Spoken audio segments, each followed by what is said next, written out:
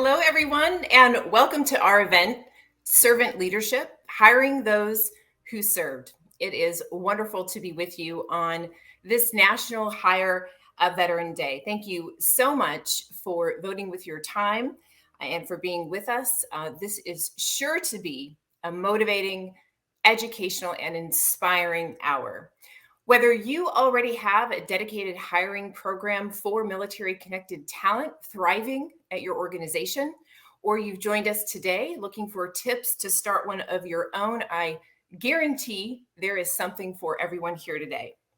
My name is Rochelle Chapman, and I have the pleasure of leading the Adecco Group's Military Alliance Program, our 20-year military recruitment, retention, hiring, and education program for military-connected talent. I'm also a proud Navy spouse and your MC for today. Please note that today's event will be recorded. If you have any questions, feel free to pop them into the comments section. We'll be sure to follow up with you after the event today. We have a spectacular lineup of guests. I am so excited to hear from all of the companies that have joined us here today, and I will be introducing them throughout today's event. First up, United States Air Force Staff Sergeant retired, Johnny Yellick II. When I was building the agenda, hi Johnny, for today's program, I didn't know I needed a Johnny, but now I can't imagine hosting this event without him. His military family record of service is impeccable. His own military service, which you'll hear a little bit about today, is one that embodies sacrifice, courage, and humility. Mediocrity has never been on Johnny Yellick's agenda, but we are so blessed that he's on ours today. Hi, my friend. Thank you so much for being here. Rochelle, I'm going to start keeping you around as my official elevator pitch person. You're too kind. I appreciate the kind words and really set the tone here for me to try to deliver. You set a high bar, and I'm going to try to achieve it. All right. You will. I have no doubt. Thanks, bud. But first of all, thank you, Rochelle, and representing the Adecco Group for your commitment to making this a priority, to seeing the value of veterans and what they contribute to business and society, and wanting them to be a part of your businesses on this National Hire a Veterans Day. Couldn't be more blessed to be here, to be able to share a little bit of my story, hopefully give you a little bit of perspective, and maybe give a little insight into the lives and perspectives, passions of fellow veterans out there, either already in the workforce or soon to be transitioning out of the military. So again, thank you, Adecco Group. Thank you, Rochelle, for putting this together. And I will kick it off like I do most of my speaking engagements. I like to start where probably all of you started, which is with your parents. Both of my parents were military. My dad did 27 years in the Air Force. My mom did 20 years as well in the Air Force. My mom was a radio and television broadcaster, so she got to be a lot more comfortable than I am speaking to a camera as we are today. My dad was a crew chief working on F-4s during Vietnam, F-15s during Desert Storm, and again, retired after 27 years. So me and my sister got to be born and reared all over the world. She was born in Germany. I was born in the Netherlands. We lived in Iceland for a short time, 2 years as a kid, and then grew up mostly in San Antonio. And in high school, we moved up to Dallas-Fort Worth area whenever they both got out of the service. So when I graduated high school, I went to college, and I graduated in 2002. So I had watched everything unfold with 9/11 in 2001. And though I was motivated to respond there, I grew up in a household where it was the only option was to go straight to college, get your degree, and go out into the workforce. So whether that was joining the military after college or going off and getting a 9-to-5 job, I had to get a degree. Check that box for the parents. And while I was there in college, I got a degree in manufacturing engineering. I did an internship for about 8 months, and I loved the job. I had passion wrapped in the job, but what I was doing all the while in 2006 was watching what was going on in the rest of our world. And I could not respond to what I was watching, what was going on in Iraq. And by the time I had graduated and walked across the stage and took that diploma, I basically handed it to my parents. I recognized that achieving that diploma was something that my parents wanted me to do. It wasn't something that I was passionate about. It wasn't something that made me proud. So I knew that I wanted to go and do something that I could be proud of myself for accomplishing. I saw what types of success and values it allowed my parents to pour into my sister and I growing up. And I wanted that for my life. I wanted that to be my platform, springboard to the rest of my life as an American. So I made the choice to do a job very differently than my parents. I chose a job called Combat Control. It's Air Force Special Operations Command. And, I won't go into everything that we do, but what it does is has a 2-year-long attrition process of schools where we travel around the country, going to different schools. All the while they're trying to throw enough on our shoulders that we are ultimately tested, because we need the best to be able to go and represent our nation and fight for our freedoms abroad. So at the end of a 2-year-long process, we started with about 36 guys, and at the end we had only 4 of those that started actually became a combat controller. So a combat controller is an air-to-ground liaison behind enemy lines for special operations components. So my job is to have a big radio on my back, a couple of radios on my chest, and to be able to multitask and communicate with the ground scheme maneuver, the Army Special Forces teams or Navy SEAL teams on the ground, and be able to relay the ground scheme maneuver to the pilots flying overhead to be able to drop ordnance on nouns, people, places, or things. So in order to get there, you have to go through quite a crucible. So the end of 2 years, become a combat controller. That would start another year of training before we're deployable. In 2010, I went on my first deployment to Afghanistan, northern Afghanistan, in Mazar-e Sharif and Kunduz. My job was combat search and rescue. And every night I would watch on the screen as Tier 1 assets would engage enemy threats. And my job was that if anything should happen to them, that we would take action and pick up where they left off. That's a pretty vague explanation of what we were doing, but I would say my first deployment was anticlimactic. What it did was bring the battlefield home to my family, because in a matter of 13 days, 2 of my best friends were killed in combat, and my parents, being back home, went to both of their funerals in my stead. When I got back from my first deployment in November of 2010, we have a 1-to-1 dwell ratio, so 6 months on, 6 months off. So 6 months later, I was back on a plane to redeploy to Afghanistan, this time doing village stability operations attached to an Army Special Forces team, or an ODA. So I was going to get the chance to defend our country in the way that I've been training to do for the last 4 years of my life, running and gunning with the team and kicking indoors and being able to provide all that your tax dollars have poured into me. I was prepared to provide that on the battlefield.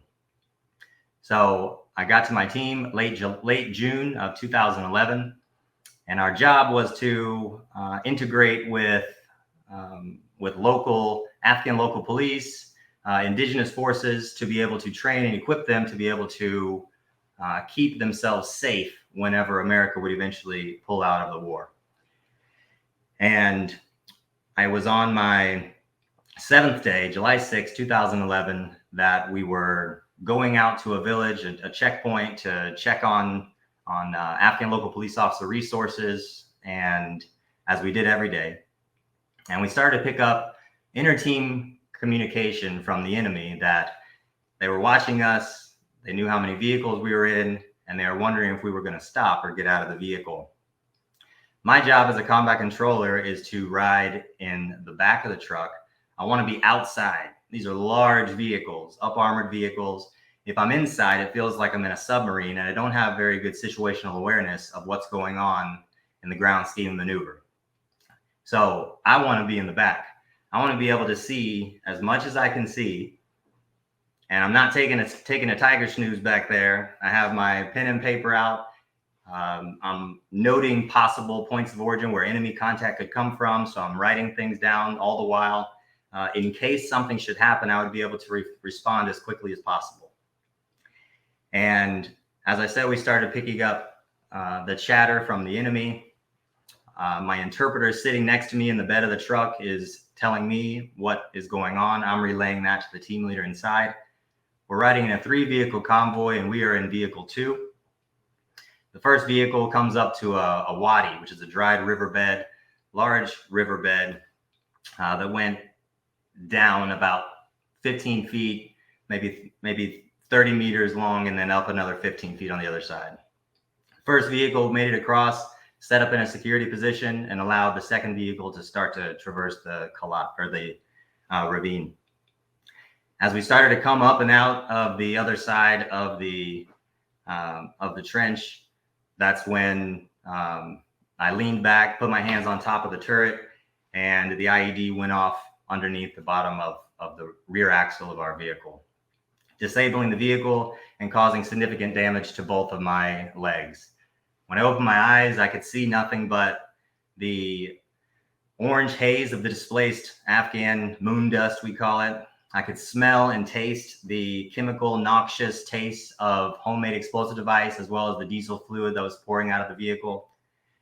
And as I sat up, I'd now been flipped up on top of the turret, and I'm looking down, and I can see the bottoms of both of my feet looking back up at me.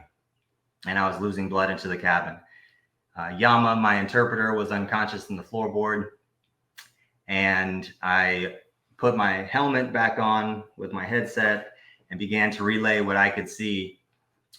So I told the team leader inside that I don't see any activity in the village to the southeast.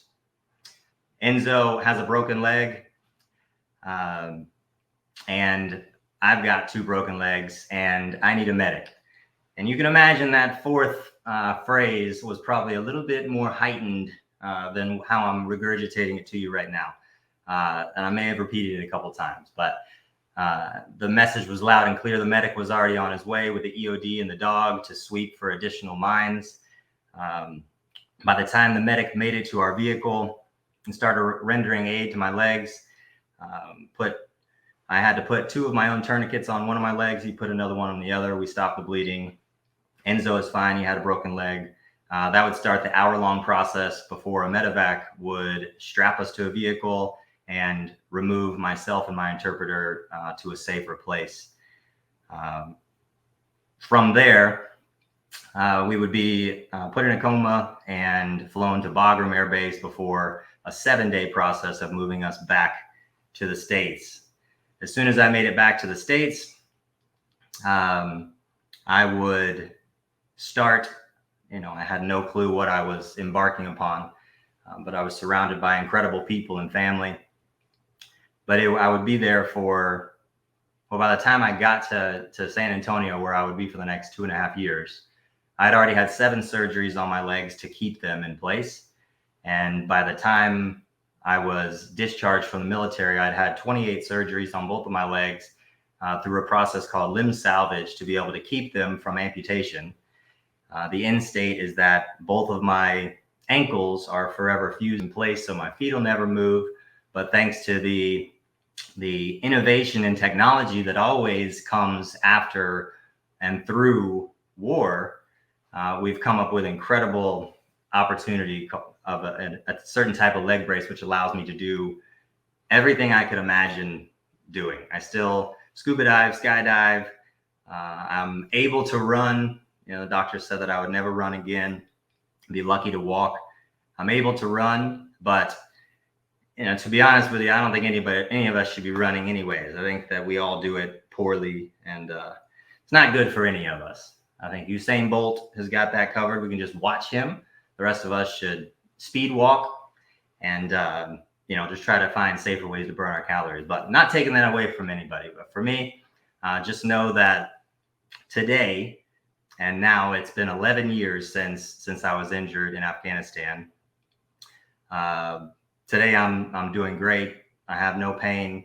I'm blessed again by the medical staff, the friends, the family, and everyone that descended upon me and surrounded me with the support that I needed to be able to transition out of the military and to where I am today, which is exactly what we're here to talk about today, right? To talk about what that transition looks like. And for me, I get to say that I had a phenomenal transition.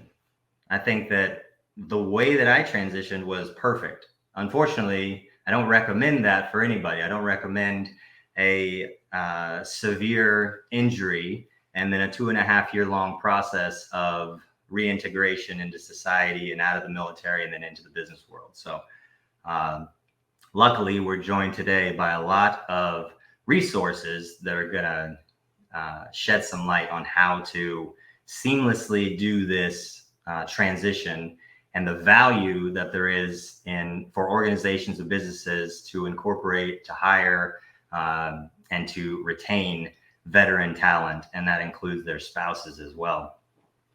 So just like I say that the transition that I went through was phenomenal, I wouldn't trade it for anything. I also get to say that being wounded in Afghanistan was the greatest thing that's ever happened to me in my life, because it changed everything. It changed my perspective.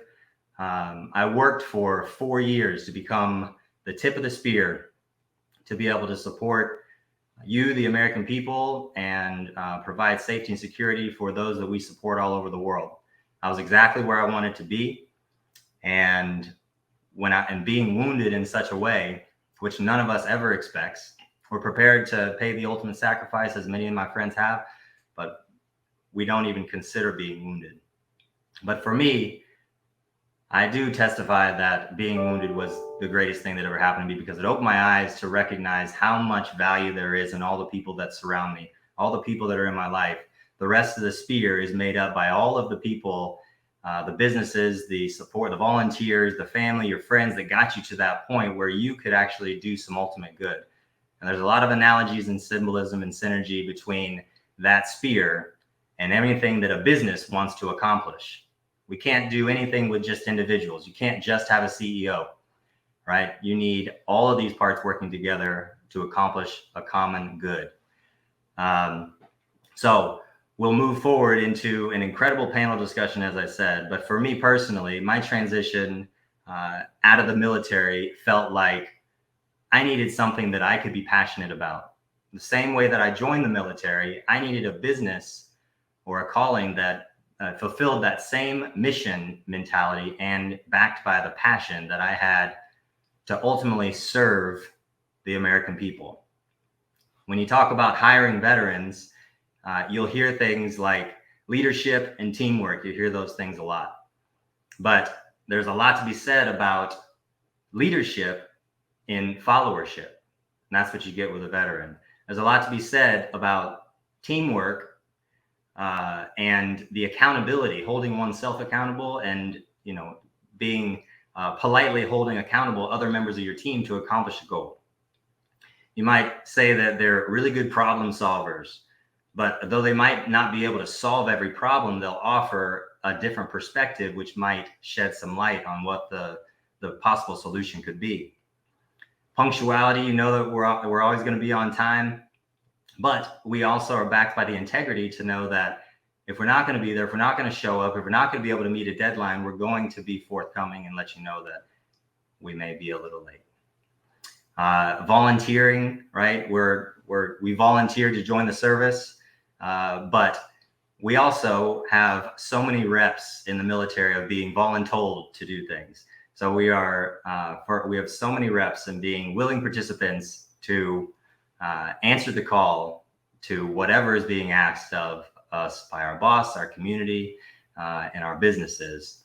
So how do you attract a veteran? How do you keep a veteran? You ensure that we know that our portion, our contribution to the overall mission is so closely tied to mission success, right?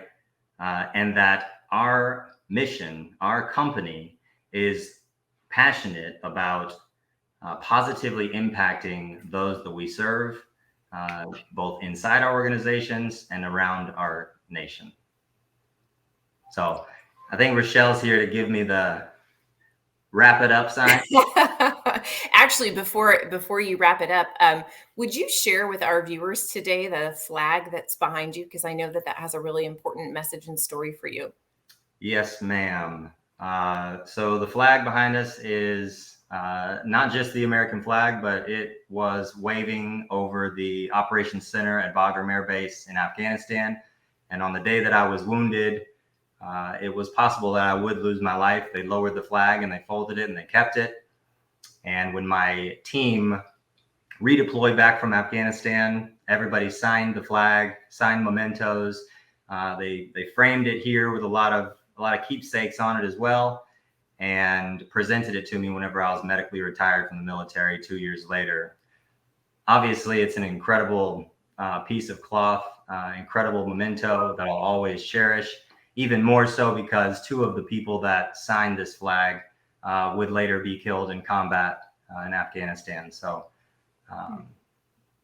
just speaks to the amount of passion that you're going to get from a veteran, right?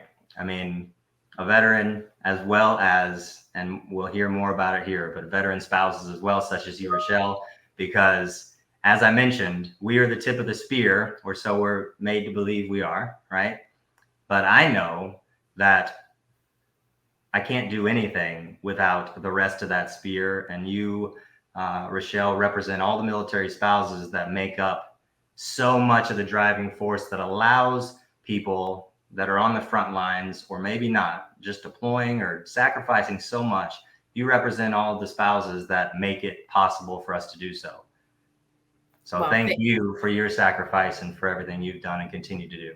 Well, likewise, thank you for yours as well. I think you're an incredible human being. I am so honored to know you. Thank you for your service, the sacrifice that you made, and certainly for being here today. I know that you have inspired companies that are watching, and certainly inspire me. Stick around. We don't want you to leave.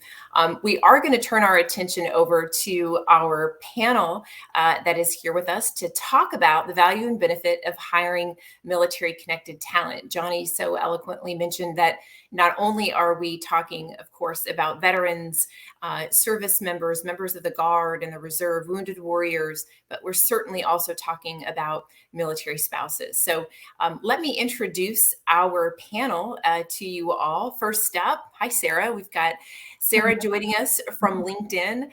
Sarah was the head of LinkedIn's military and veteran program for a number of years. She was recently promoted into a new role as chief of staff. And so we're very honored to have her with us. Also, we've got Roy Lopez from USAA, Go USAA. Roy is the Diversity and Talent Management Advisor with USAA and also a veteran. Last but certainly not least, we've got Brian Wiggins, leader in supplier diversity in the Global Procurement Services Department, or part of Cisco. Thank you, all three of you, for being here. Let's dig right in. Sarah, I'm going to start with you. You know, one of the things that I often hear employers talk about in terms of roadblocks when it comes to hiring, specifically from the veteran community, is really struggling to understand their transferable skill set. Johnny did a nice job of listing some of those transferable skills. And I'm curious for you and for your team at LinkedIn, what is the number one skill you hire military talent for at LinkedIn? Oh, that's such a great question. I think we oftentimes think of skills as you have like hard skills and soft skills. But one of the things that we've been so thoughtful about is the skill of curiosity. And the reason I say that is for three reasons. One is that, you know, as you transition, there's so much you've learned, but in making that first step, your career will transform into a jungle gym, much like it did in the military. It's less linear. You're going to pop around and experience different things. You're going to learn what you like and what you don't like. And as a result of that, you're going to need to be really curious Mm. about continuing to grow and learn and innovate and transform yourself as a post-military veteran or spouse that is looking for that next play. The other reason is we pivoted more towards a skills-based hiring. Call that the result of the pandemic. There's more hybrid remote work. But I've seen a lot of companies, rather than looking straight at degree or purely qualifications, there's this really innovative approach to really looking at skills-based hiring. And I think being curious helps shine light on, continuing to amplify the skills that you have, both from your military experience, volunteer experience, or other things that you're involved in. And then the other reason is people don't stay in jobs for long tenors of time from the time they transition until retirement. People are moving every 2 to 3 years. And so I think you have to continue to learn and explore, both self-exploration. The job market is continuing to pivot, and the skills needed are also going to continue to pivot. And so curiosity will help you stay relevant. And so those are some of the things where I think curiosity is just so important as you think about continuing to lean in, have a growth mindset, and learn at every step of your transition. And you can do that through networking, asking for help, setting up informationals. There's just so much online learning and so many people that are here to help. And I think being curious and having that mindset will really pay itself forward. Hey, Rochelle, this is Roy. I'd love to touch a little bit on that. Obviously, I work for USAA, and USAA is known within the military community as an insurance provider and a bank. So I get this question all the time as to, hey, I don't know anything about a bank, or I've never worked in an insurance company. Obviously, as veterans, we probably never have. But I like to stress out that USAA is a large organization with a lot of elements within it. So believe it or not, we hire a lot of individuals that don't have insurance and banking experience, such as myself. We have other skills that we bring to an organization. So over the last few years, we've had some significant increases in a lot of our roles, specifically around those in project management and all the related roles around that. Our anti-money laundering investigations and analysis around those roles have been pretty growth minded over the last few years. And then, of course, believe it or not, we're a heavily focused IT organization, as all our services and products are provided over a .com or on a mobile device. So we have a lot of technical roles that are a perfect fit for those that come from that skill set background here at USA. So it's not as if you've never had a banking license or a financial advisement license or an insurance license, believe it or not, many of us come to USAA to provide support to those that are experts in those fields, especially veterans like ourselves. So I think that's so well stated, Roy. I want to go back to that for a second, because what I hear you say is we'll train you. So what are some of those soft skills, for lack of a better word, that you tend to look for, that you're drawn to veterans for when you're hiring for USAA? Well, I think one of the things that we appreciate here at USA is that we're mission focused. The mission of USA is pretty well known to all employees at USA, and we're driven to that single mission. Most veterans and military spouses from the military community have that same mindset, where what am I doing today that's going to help the overall mission of the organization? And I think that's strong. The passion for who we provide service for. I myself have been a member for USA for a number of years. All my friends and family are USA members. So it's not as even if I'm going to work. I'm just doing what I do for my family. I'm continuing service. It's just, instead of serving my nation, I'm serving those that serve our nation. And I think that's a heavy focus here at USA. So we really do appreciate those that come here with a team mindset, that are willing to learn, that have the learning agility that we bring from the military community, and really focused on our mission here, which is serving our own membership. So curiosity, having a growth mindset, willing to kind of, lean outside your comfort zone a little bit, leadership, and that mission first mentality or selflessness. I think all those are excellent points. Brian, I want to switch gears. I want to come over to you. Of course, Cisco has a long-standing history of supporting the military community, which we love. What unique value and benefit do you find that veterans and military spouses bring to Cisco? And what is one thing you would want an employer watching today to know about the impact that those folks have had on your organization?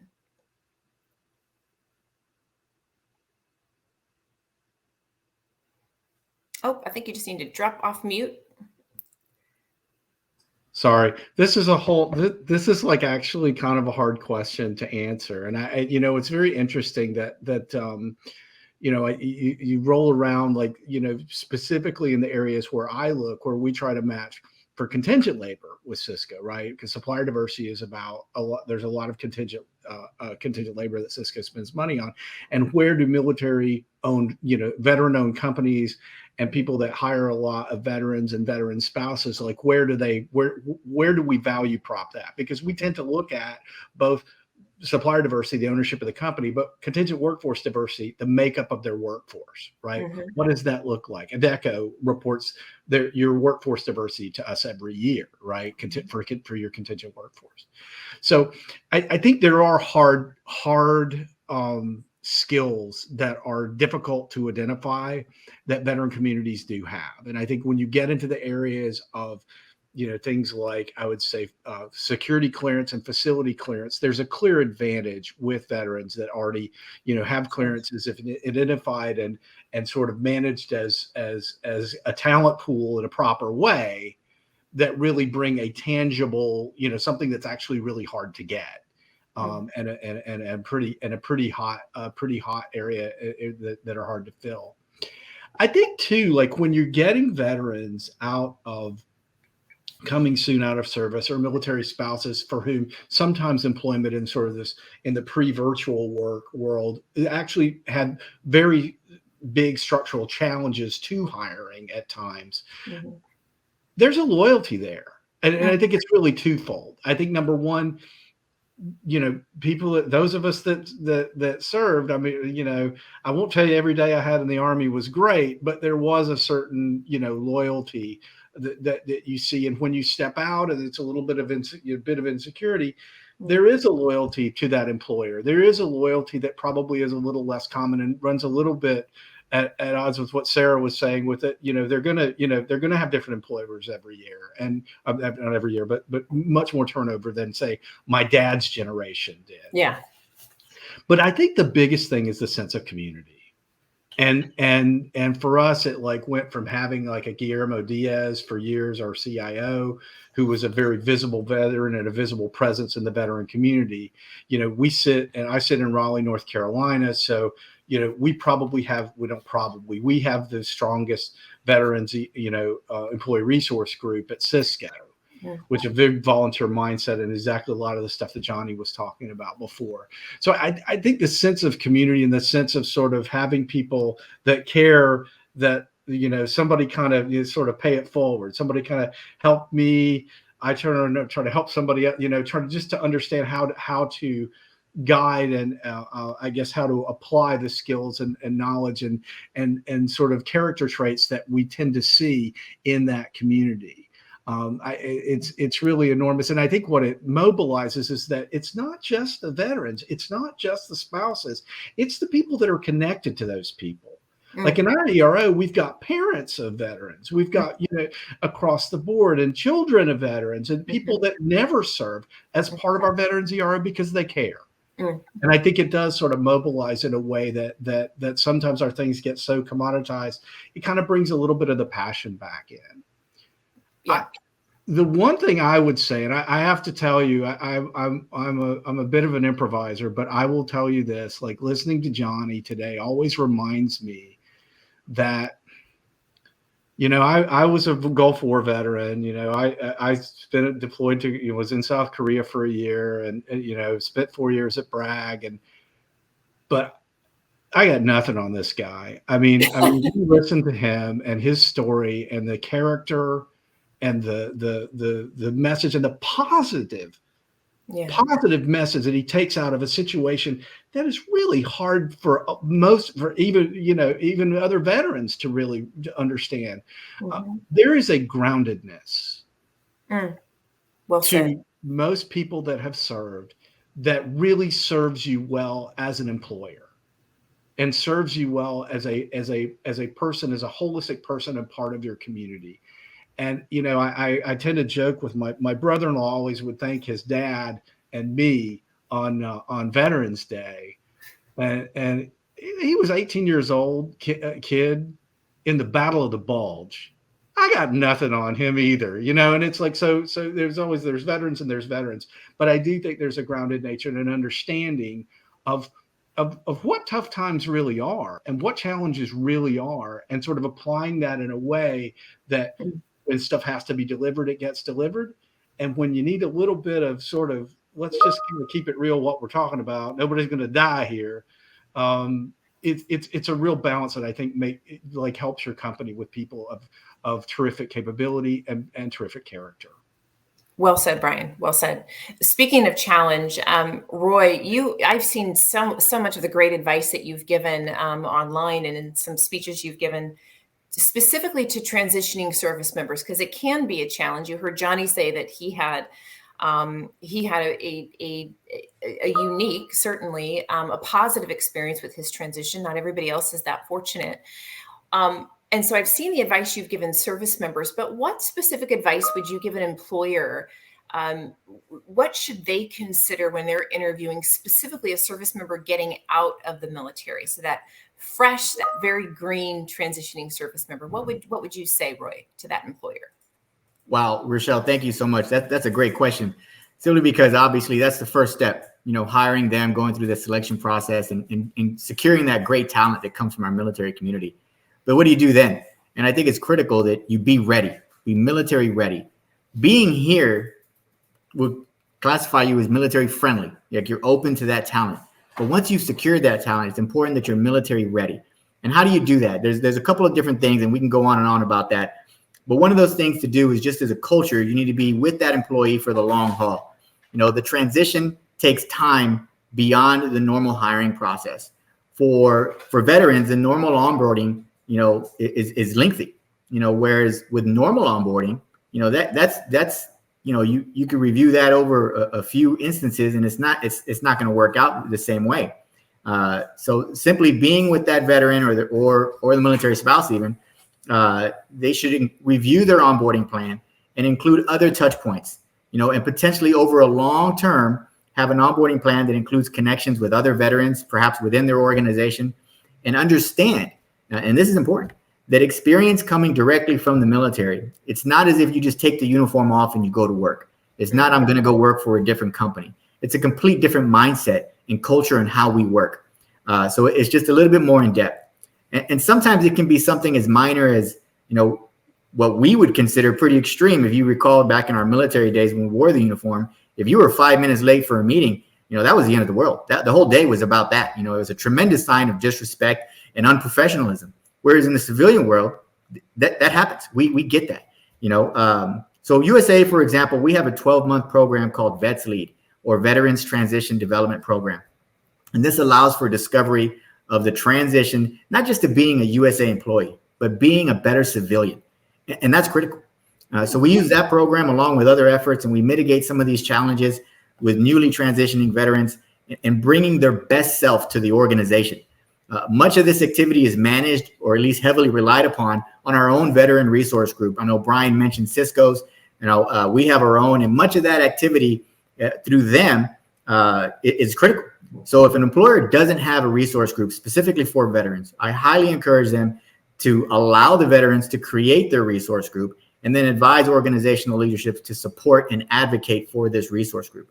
This allows organizations that are transitioning into a more military-ready organization to leverage the diverse military experience that they already have within the organization and anybody else coming in.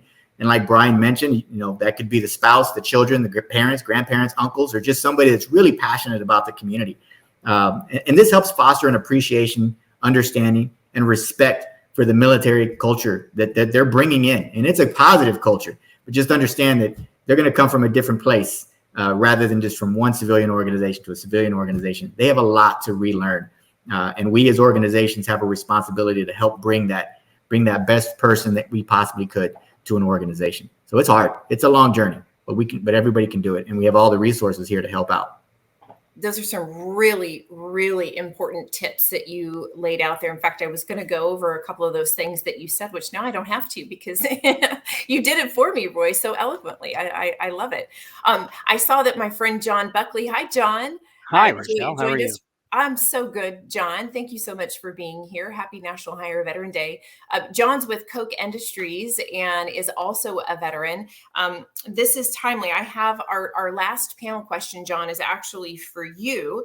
And that is around the issue of underemployment. And I think some of the employers that are here today might actually be surprised to learn that underemployment is actually as big of an issue for veterans as it is. It's certainly a huge issue for us in the military spouse community. Our underemployment rate hovers around 63%, which is jaw dropping. But I know that this is an issue that you feel passionately about and that you've really done a good job of combating at Koch. Tell us a little bit about what you are doing there. I think, Rochelle, the first thing to understand before you can come up with any solutions is what is the cause of this underemployment? And you've got to define the problem first. And what we discovered here at Koch Industries is that underemployment is often caused because of the timeline that transitioning military veterans have to undergo. And what I mean by that is they know when Uncle Sam stops paying them. And they don't understand necessarily the entire selection process in depth.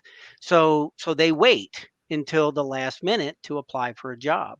And they don't do the preparatory work that should go into it. And so what ends up happening is they just jump at the first job that comes their way because they know Uncle Sam's going to stop paying them. So that's a big challenge. What can a company do to help that? Well, what we do at Koch Industries is we try to engage the military veteran, the transitioning service member, the military spouse at an earlier point in their transition. So we try to engage them. We try to coach them. We mentor them. We orient them on relevant jobs. So we do a lot of work up front to enable them to find the right job and then apply for it in a timely manner. And then that takes us engaging our recruiters, our hiring managers, and informing and educating them on the timeline. Sometimes we might interject ourselves and say, hey, I know you're going to take 90 days, before you hire somebody, but this person is running out of time. Can you really evaluate their skills and see if you can expedite the decision? So we'll engage the hiring managers as well. So that's the first part of the challenge, is getting them to apply to the right job at the right time so that they're not under that duress of time constraint. The second thing that we try to do, and this is really consistent with Koch Industries, regardless of whether or not you're a veteran, this is for all employees. We encourage self-actualization. So we want that employee to proactively seek the next job, proactively seek growth and advancement opportunities. But more importantly, we have the hiring managers, or now the supervisors, who are deeply involved in their direct reports and actually encouraging them to seek those advancement and growth opportunities. I'll tell you a simple story. A gentleman who we hired, he was actually 20 plus years in the Army and the Coast Guard. And he came to me after about a year and he was like really happy. He says, oh my gosh, I got a pay raise. I got a bonus. I really didn't expect this so quickly. And I said, this is really because of you. A lot of veterans do that because of their performance, all the reasons that Brian covered and Roy covered as well. So about 6 weeks later, I see him and he's like really down. I'm like, what happened? Did you lose your cat or something like that? And he was like, no, I found my dream job and it's over at another Koch company. And I'm like, okay, well, go sit down with your hiring manager, your supervisor now, and discuss this with him. And so that's exactly, loyalty. I think the word was used out there. Loyalty is something that gets in our way because we really have, that's a strength. That's a strong virtue that we carry, but it's not relevant anymore in the private sector. Now you've got to think of yourself, and the company is encouraging you. So I said, get rid of loyalty, go for the job. He sat down with his hiring manager or the supervisor, and the supervisor actually picked up the call and called his counterpart, learned more about the job, sold the hiring manager on his direct report, and now we've got another happy veteran. And we do that all the time. So we try to quickly identify their strengths and weaknesses, encourage them to be proactive about looking for their jobs. We encourage them to self-actualize, and then we encourage that, finding that job. We actually created another section of our department here where that's what this entire group does. They look for encouraging and enabling people to find the right job, and that means advancement and growth. And that really gets rid of the underemployment issues. I think those are some fantastic tips and fantastic feedback, John. I want to thank all of you on the panel today. Thank you so much for spending time and for sharing your feedback. One of the things I think I heard, if I can summarize, is, and we certainly believe this across the Adecco group, that is when you hire for attitude, you can train for skill. And that's certainly true for military connected talent. So that would be one takeaway that I would want employers today watching is to remember that. We are going to switch gears just a little bit. We heard a couple of our last panelists talk about the importance of setting up employee resource groups or network groups and retention.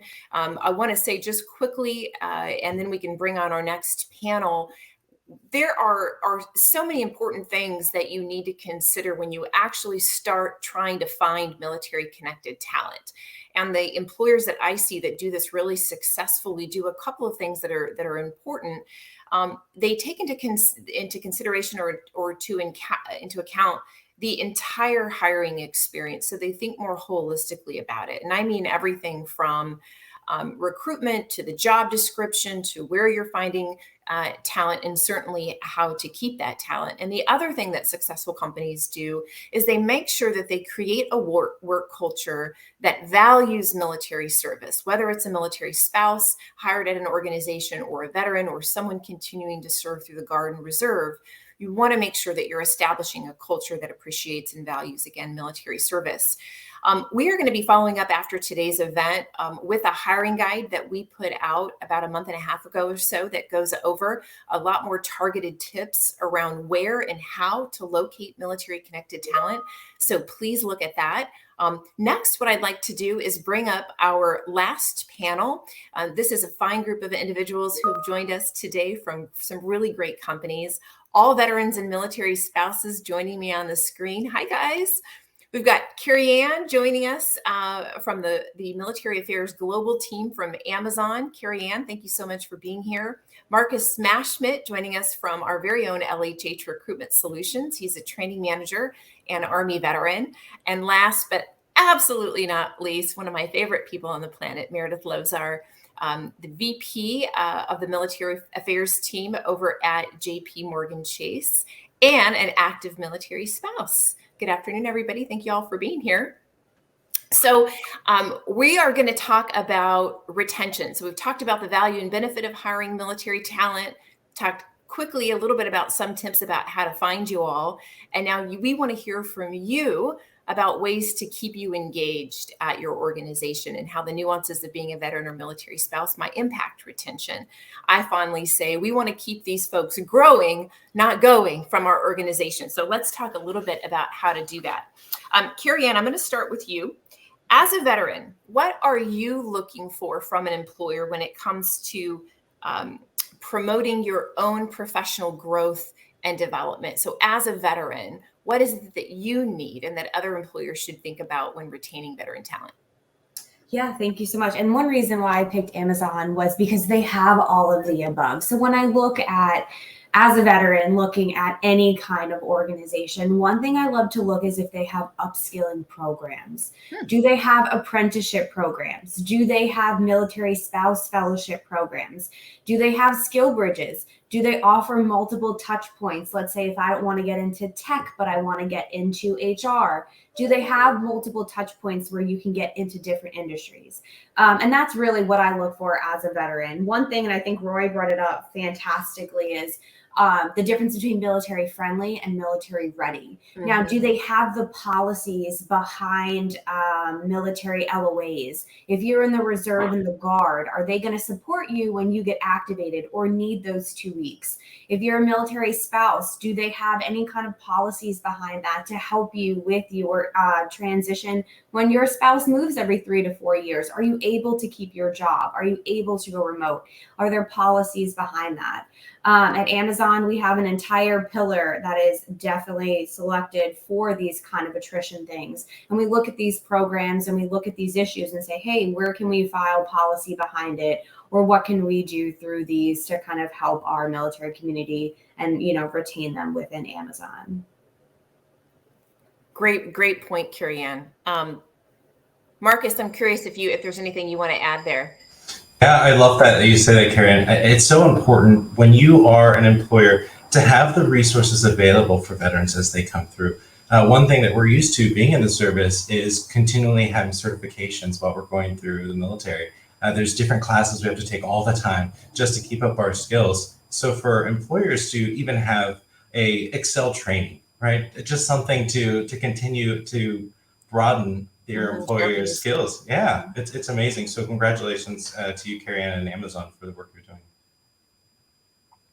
Okay, Meredith, I'm gonna move over to you. You have obviously built not obviously, because not everybody on this call knows you. I'm lucky enough to know you, but you have built an amazing career as a military spouse. Talk to me a little bit about, from the military spouse standpoint, you personally, but then also maybe just speaking to the larger military spouse community, what is it that is important to you? What is it that is important to the military spouse community when it comes to retention and being able to stay with an organization?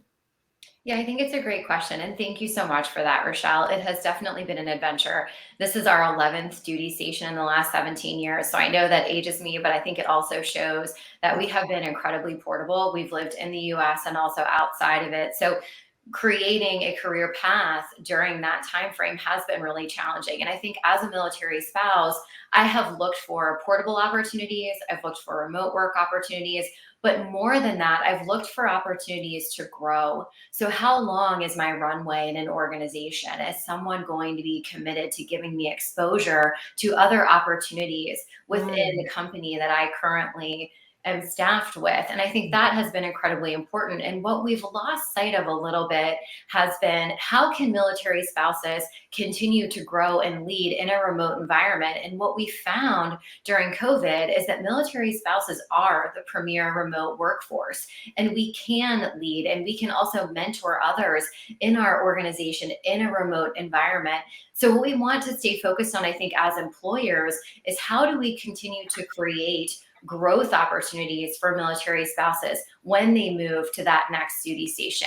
Instead of looking at it as they might be lost to us, it's actually, how can I hang on to this incredible talent? And I know at JP Morgan Chase, we are currently very focused on that. And can we create a portable opportunity? So if it's not 100% remote work, is there an office nearby that we can plug you into a couple of days a week so we can continue to help you grow here at the firm when you move on to that next duty station?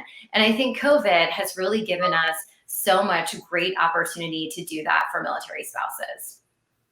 Well said. I would add to that, Meredith. You know this because we talk about this. Not only exposure to other job opportunities, but just exposure for the individual, for the military spouse. The importance of having a sponsor or a mentor in an organization that can help shed some light on the great work that military spouse is doing, so that it's recognized by others. I think that, especially when you're working remotely, that's really important. And I know that JPMC does a good job of that too. Okay, I want to move back over to you, Marcus, if you don't mind. I think that you have an interesting story. And so many of our veterans, of course, transitioned out of the service during COVID, you being one of them, Marcus. Talk a little bit about your transition out of the military during COVID, moving into a remote, Meredith touched on this too, moving into a remote or virtual work environment. What do employers need to know or need to consider or thinking about when they are interviewing and hiring veterans coming out of the workforce and going straight into a virtual job, maybe working in an environment that they've never worked in before? Yeah, such a good question and perfect topic for what we're going through right now, Rochelle. I transitioned out February 7th of 2020, started working in my civilian role March 3rd. 2 weeks later, the pandemic happened, and we're all home working remote. And this is a new world. If you really think about what veterans are coming from, we are used to being close quarters with our fellow service members all day, every day, from 6 a.m. in the morning for PT all the way until night. If you're a single soldier living in the barracks, I mean, you're stuck with them all the time. So it's an interesting when you have to now move into this remote world where you're sitting in front of a computer screen like we are now. So I'll start with saying to all of our employers out there is get comfortable being uncomfortable, right? Because that's the world we're in now. And really continue to promote a workforce, a culture of inclusion. Think about what now veterans are having to go through of talking to someone on a video stream. While phone calls are better than emails, a video call is a game changer because it's now putting a face to the name, right? And really think about the mission. We're trained as service members to complete the mission, right? We get the objective and we have to go from A to Z. So as an employer, I know it sounds weird to think of it as a mission, but look at it as the objective. What is the veteran's objective when they come start working in your workforce? What do you want them to get to? Because veteran service members are trained to make it to the end, right? And so come up with those resources, let them know, have an open dialogue of what you're expecting and what you want to see for them as they cross the finish line, and continue just to share and have that open dialogue of what's next for them, right? We, again, service members are constantly thinking about climbing the ladder, adding another rank to our chest, right? And so think about that as you are talking to your service members, your veterans on one-on-ones. What's next for you? What do you want to do next? And I'll say that LHH Recruitment Solutions, I know all the TAG, the Adecco Group has done such an amazing job. My boss continues to ask us every single day, what do you want to do next? As much as he wants to hang on to us for the rest of our lives, he's always asking us, what do you want to do next, right? So continue that conversation through this amazing world of remote. Yeah, keeping connected, keeping that sense of community going. Yeah, I think that's probably true for all job seekers, but especially when you're coming from the type of culture that service members come from, where they are to get together and connected so much. So I think that's well said. You all, I cannot believe it, but we are actually up on our time. And I know that we could continue this conversation for another hour, actually the rest of the day for that matter. And there's actually nothing I would love to do more.